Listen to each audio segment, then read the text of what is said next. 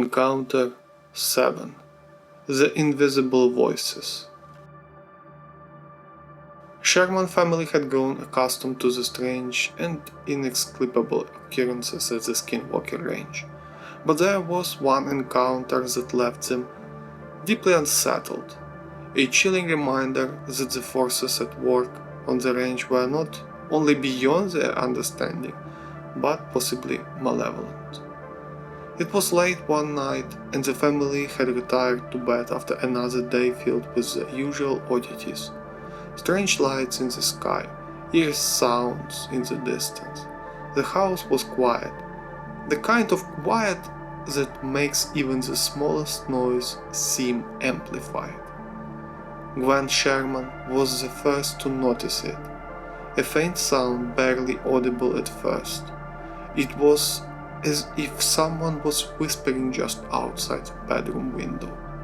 She sat up in bed, straining to listen, trying to make out the words, but they were too faint, too distorted to understand.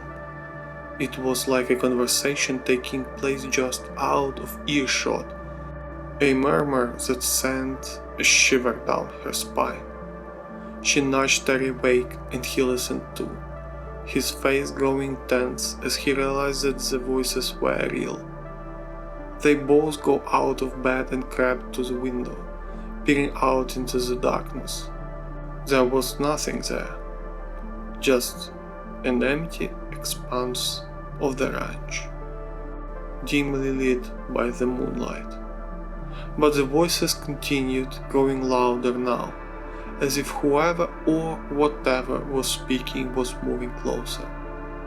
They sounded human, but there was something off about them, something that made the hair on the back of their neck stand up. It was as if the voices were coming from nowhere and everywhere at once, disembodied and unnatural. Terry grabbed his rifle, and they went outside, determined to find the source of the voices. As they stepped out into the cool night air, the voices suddenly stopped. The silence was so abrupt, it was jarring. They looked around, scanning the area with their flashlights, but there was no sign of anyone, no footprints, no movement in the shadows. Just as they were about to give up and go back inside, the voices started again, this time from behind them. They spun around, but again there was nothing there. The voices were closer now, almost as if they were standing right next to them, yet the speakers remained invisible, intangible.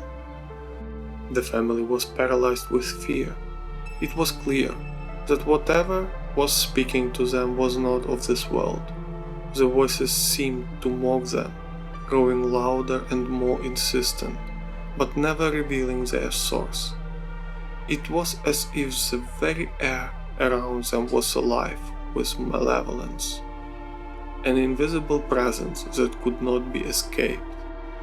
And one of the most unsettling parts was that they heard the voices, but could not make any sense of their speech, not like it was just a different language, but as if they could not catch and hold the words in their minds to process and understand it. Finally, after what felt like an eternity, the voices faded away, leaving the family standing in the dark, shaken and terrified. They hurried back inside, locking the doors behind them, but a sense of unease lingered long after the voices had gone.